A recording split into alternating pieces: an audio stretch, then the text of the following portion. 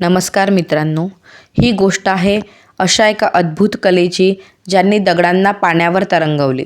ही गोष्ट आहे एका वैज्ञानिकाची ज्याने अशा काही मिसाईल्स बनवल्या ज्या टार्गेट भेदून पुन्हा आपल्या जागी परत आल्या। ही गोष्ट आहे अशा महान शिल्पकाराची ज्याने महान इमारती उभारल्या ज्यापुढे आजची आधुनिक टेक्नॉलॉजी ही फिकी पडेल। आज आपण इतिहास संवाद मध्ये जाणून घेणार आहोत एका महान आर्किटेक्टची माहिती ज्यांनी सतयुगामध्ये स्वर्गलोकाची निर्मिती केली, ज्यांनी त्रेतायुगामध्ये लंकेची निर्मिती केली, ज्यांनी द्वापार युगामध्ये श्रीकृष्णांसाठी समुद्रामध्ये द्वारकेची निर्मिती केली आणि कलियुगाच्या सुरुवातीला इंद्रप्रस्थसारख्या भव्य शहराची निर्मिती केली, ज्या शहराला आज आपण दिल्ली म्हणून ओळखतो। जेव्हा माणसांना स्वबळावरती आग लावणेही माहिती नव्हते तेव्हा या महान पुरुषाने हवेत उडणाऱ्या विमानाची निर्मिती केली होती। त्यामुळे ही कहाणी कुठल्याही एखाद्या योद्ध्याची किंवा राजाची नाही, तर विश्वाचे पहिले इंजिनियर, देवांचे शिल्पकार, शस्त्रांचे आर्किटेक्ट, मशिनींचे देवता भगवान विश्वकर्मा यांची आहे। त्यांचे अनेक आविष्कार आहेत। कोण आहेत भगवान विश्वकर्मा, त्यांचा जन्म कसा झाला, हे सर्व आज आपण या व्हिडिओमध्ये जाणून घेणार आहोत। तर झाले असे की ब्रह्मदेवांनी या सृष्टीची निर्मिती केली, ढाचा तयार झाला, परंतु याला रंग कोण देणार, यामध्ये जीवन कोण भरणार, असा ब्रह्मदेवांना मोठा प्रश्न पडला आणि ते विचार करू लागले आणि या विचारातून एका महान दिव्य शक्तीचा जन्म झाला। तेच हे भगवान विश्वकर्मा।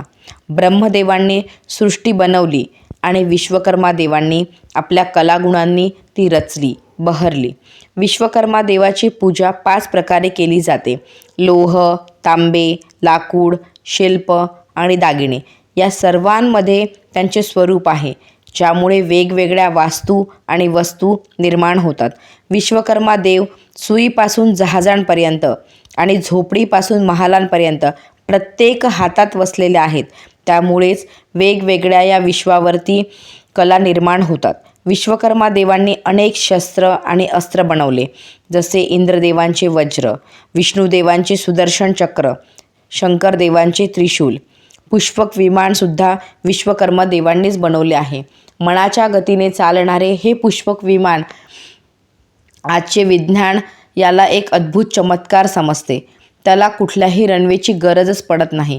आज अनेक वैज्ञानिक हैराण आहेत की हे कसं शक्य आहे आणि आजही समुद्रामधील द्वारका या गोष्टींचे सबूत आहे की विश्वकर्मा देवांनी किती सुंदर वास्तू उभारल्या।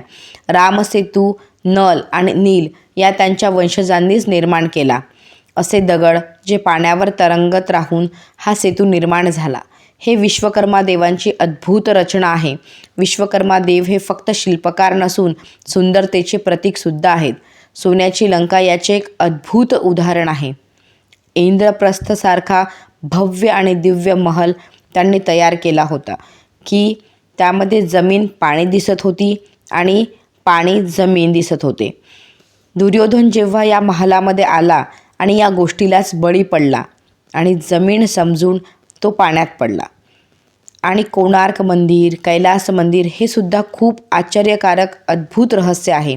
विश्वकर्मांची ही अद्भुत रचना बघून आजच्या वैज्ञानिकांना हे सर्व चमत्कारिक वाटतं, परंतु ही एक गोष्ट नाही किंवा कहाणीही नाही, विश्वकर्मांची रचना आहे।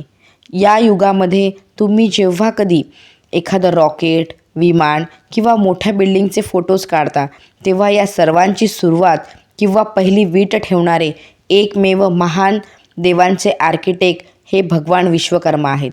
जर व्हिडिओ आवडला असेल तर लाईक करा, शेअर करा आणि चॅनलला प्लीज सबस्क्राईब करा। धन्यवाद। भेटूया पुढच्या व्हिडिओमध्ये।